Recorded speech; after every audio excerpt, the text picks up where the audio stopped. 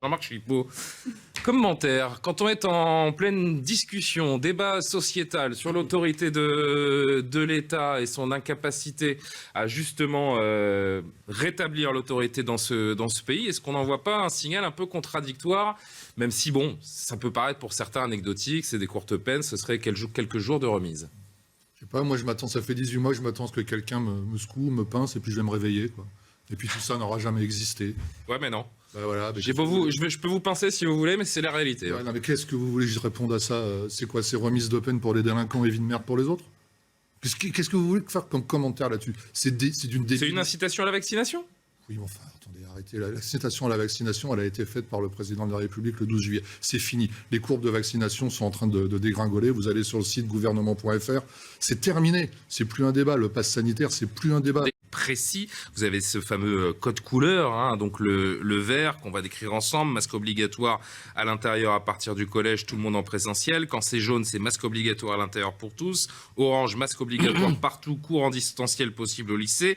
Et rouge, jauge de 50% dans les classes à partir de la 4e et pas de sport en intérieur. Alors, pourquoi pas prévoir des hypothèses? Là, pour le coup, on ne peut pas le reprocher au gouvernement. Jean-Marc Chipot, mais quels sont les seuils épidémiologiques pour chaque couleur? À partir de quel taux d'incidence on passe à la couleur au-dessus? Encore une fois, c'est dans moins de 2 semaines et personne n'est capable de répondre à cette question. Bah, pas moi non plus. Bah, vous m'avez perdu au bout de la 3e ligne.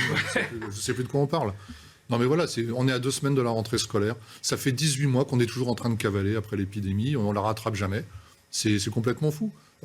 Moi, je peux tout entendre, hein, encore une fois, qu'on me dise, voilà, comme vous faisiez allusion, des seuils épidémiques. On peut discuter s'il vaut mieux prendre le taux de reproduction du virus, le taux d'incidence, etc. Tout est sur la table, il n'y a aucun problème, mais on ne sait pas. Et la seule certitude qu'on a, c'est que ça va être décidé à l'intérieur d'un cabinet, bien fermé, bien clos, il n'y aura aucune discussion. Et il y a un oukase qui va tomber du ciel, et voilà, ça sera applicable à tout le monde. Moi, j'étais en débat hier avec un maire qui nous disait que la médecine scolaire n'était pas impliquée là-dedans. Non. Ce qui est une aberration totale. C'est une aberration totale. Mais qu'est-ce que c'est la médecine scolaire aujourd'hui dans la plupart des établissements? C'est un ou une infirmière qui a 3 sparadraps, une boîte de mercurochrome. Voilà ce que c'est la médecine scolaire aujourd'hui. Et un morceau de sucre quand vous n'êtes pas bien. Comment? Si vous voulez qu'on parle de l'état de l'éducation nationale, je peux tenir jusqu'à demain matin. Ah oui, non, mais on peut tous tenir jusqu'à demain matin sur l'éducation nationale. Ça, on est d'accord. Enfin, c'est complètement fou que la médecine scolaire soit exclue de ce dispositif-là. C'est juste incompréhensible. Mais les départements et les régions sont aussi exclus. Je suis pas un mot et je vais inviter Jean-Paul Hamon qui est avec nous par vidéo à la conversation dans une seconde aussi. Ouais, je suis tout à fait d'accord avec ce qui vient d'être dit. On reproduit en fait à l'école ce que l'on a déjà fait dans ce qu'on appelle maintenant la population générale, c'est-à-dire qu'on clive, on segmente, on découpe, alors que on est quand même. Moi, je peux pas entendre que l'épidémie ait une évolution imprévisible. Vous avez Delfrécy. Alors, on peut penser ce qu'on veut de Delfrécy.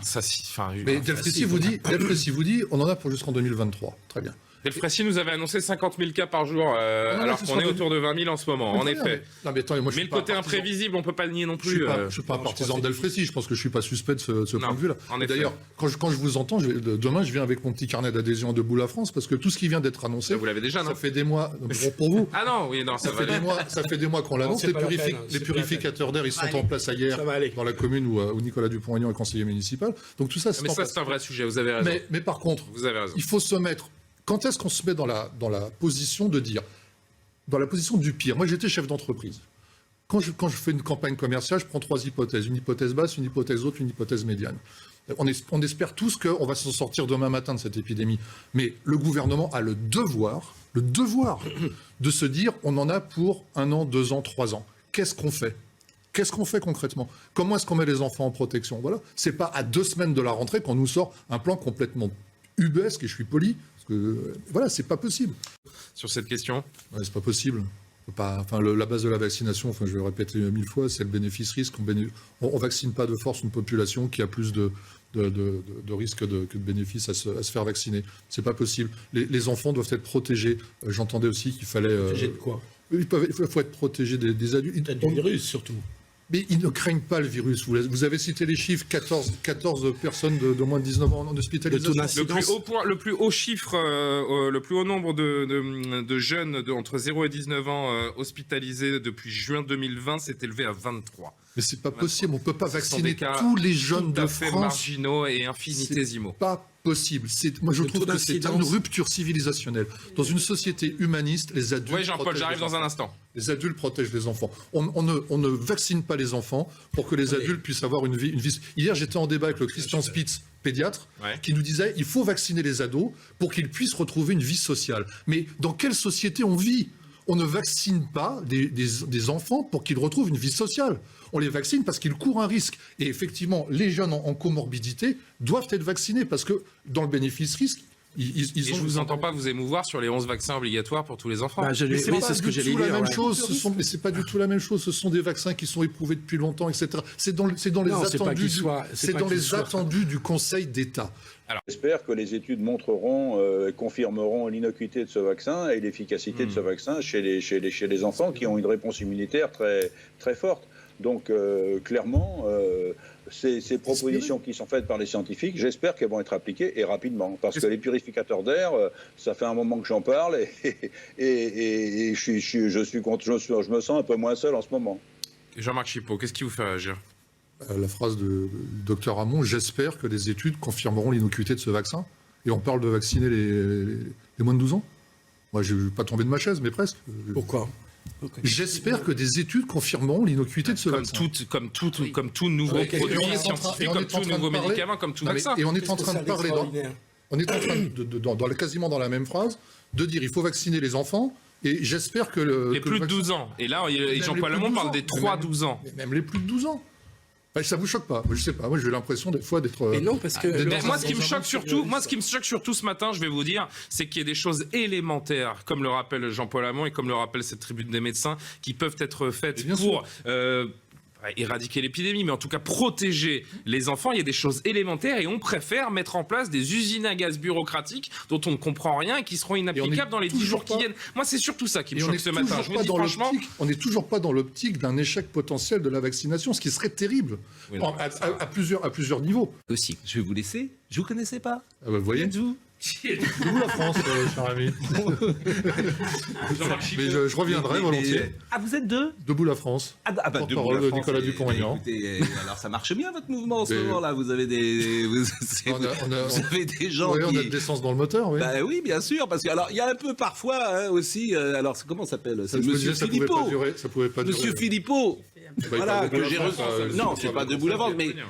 Bon, il se sert un peu de l'affaire aussi, on est d'accord, il surfe un peu là-dessus. Nous, ça fait quand même... C'est pour ça que c'est compliqué, c'est que tu peux être contre le pass sanitaire et pas forcément pour Florent Philippot. Je vous le concède, absolument.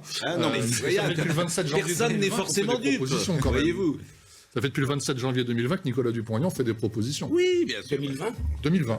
Depuis le 20 réunion à Matignon. Donc voilà ce que je voulais vous dire. Bah, écoutez, je vais y aller parce que j'ai pas mal de choses à préparer. Monsieur, vous avez été parfait. C'est vrai. Il y a des organisations politiques, la vôtre, celle de Monsieur Philippot. Il y a organisateurs, attention.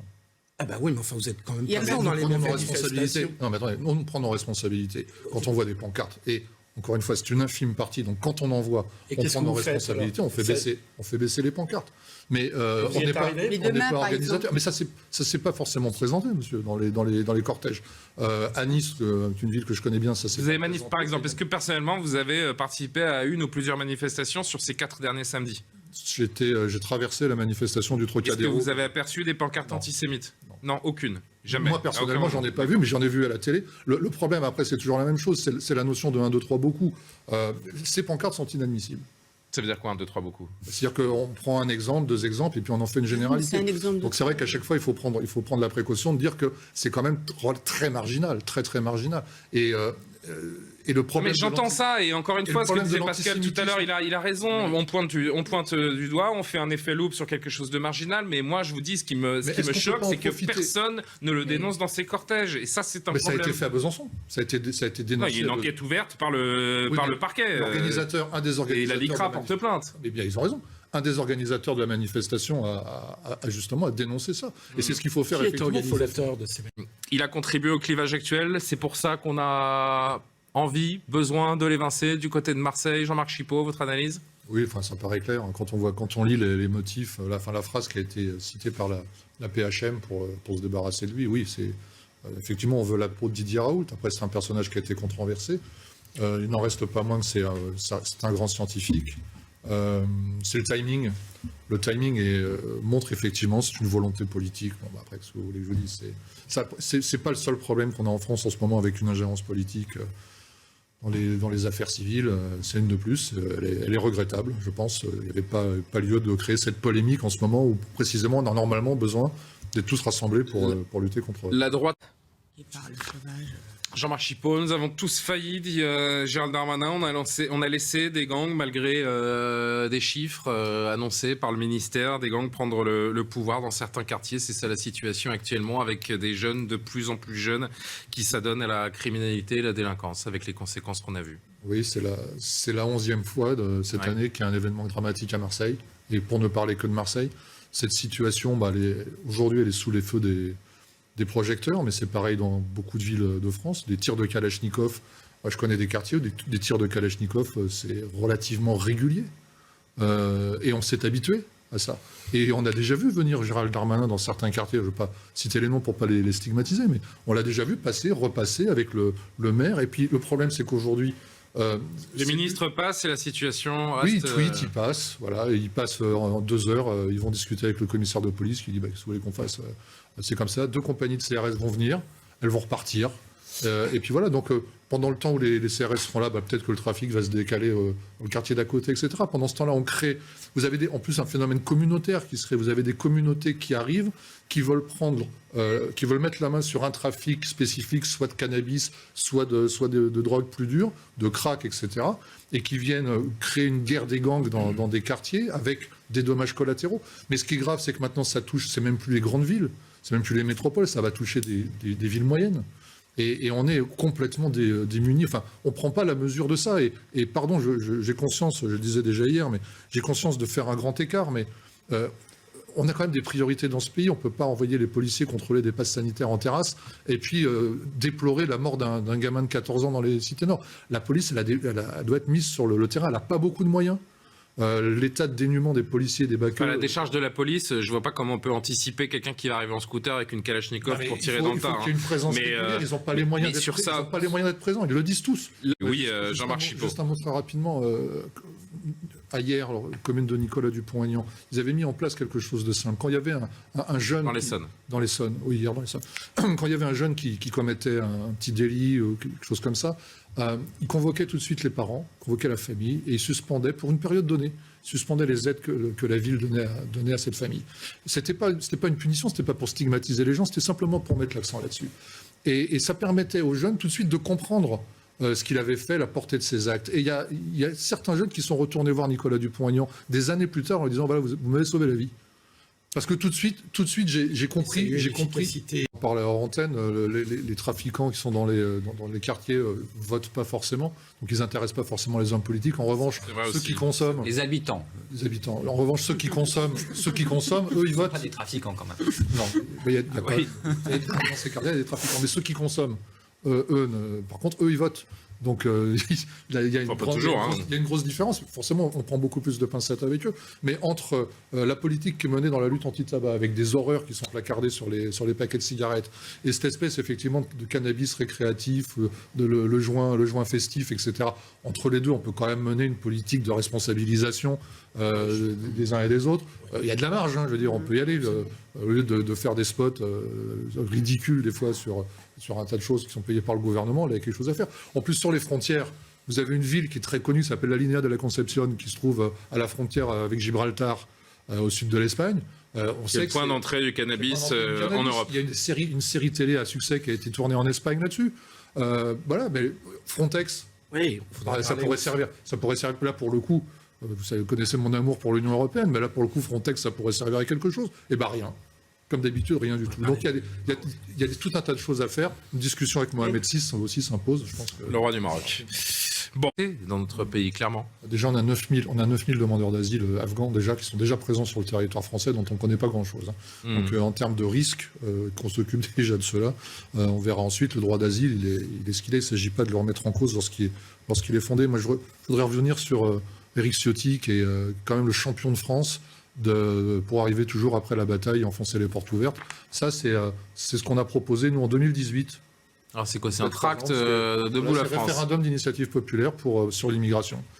Parce qu'effectivement... Alors pour ceux qui ont mal vu, il y a une carte de France avec affiché complet dessus. Voilà. Parce que le problème que l'on voit, c'est que, comme je crois Gérard Collomb qui avait dit ça, qu'on faisait face à une submersion migratoire. Et en fait, c'est effectivement ce à quoi on est confronté. Et ça crée tellement de tensions dans le pays qu'il n'y a que le référendum qui peut trancher ça. La difficulté, c'est la question, effectivement, ou les questions qu'on va poser. Mais très sincèrement, aujourd'hui, je pense qu'il est le seul qui soit légitime pour trancher cette question, c'est le peuple français. Nous, on avait proposé 5 points. Qu'est-ce que vous posez comme question? Nous, on avait proposé 5 points à l'époque. C'est 2018. Rétablissement des contrôles aux frontières nationales, établissement de quotas annuels, je fais vite, hein, sanctuarisation du droit d'asile aux seules personnes vraiment menacées, limitation de l'immigration familiale avec un délai de carence de 5 ans pour il y a trop de questions, vous perdez les gens là. Non mais c'est en 5 points. Expulsion systématique de tous les ressortissants étrangers ayant commis un crime ou un délit. Ça, c'est 2018. En 2019, on est revenu, pour répondre à la droite parlementaire actuelle, on est revenu avec des propositions, on a fait les propositions du Rassemblement national, enfin du Front national à l'époque, les propositions des Républicains et les nôtres. On les avait regroupées et on avait fait une proposition là aussi pour faire un référendum d'initiative partagée selon les termes de l'article 11. On n'a pas entendu Eric Ciotti, on n'a pas entendu Bruno Retailleau à l'époque. Alors aujourd'hui, il se réveille parce qu'il y a une crise afghane qui est là, une crise afghane, pardon, mais qu'on a quand même vu arriver. Accord de Doha, 29 février 2020, où vous avez l'administration Trump qui va négocier directement avec les talibans en laissant de côté le gouvernement afghan. Validé. Donc ça voulait dire le gouvernement afghan n'existe plus. Il n'a jamais existé, mais bon, ça c'est une autre question. C'est une autre question. Et voilà, donc la crise, elle était prévisible. Surtout quand les Américains vous disent on va organiser ça, on va prendre le temps, on va faire ça en concertation. Vous pouvez être sûr que ça va se passer en catastrophe et qu'ils vont en référer à personne. Non, mais là où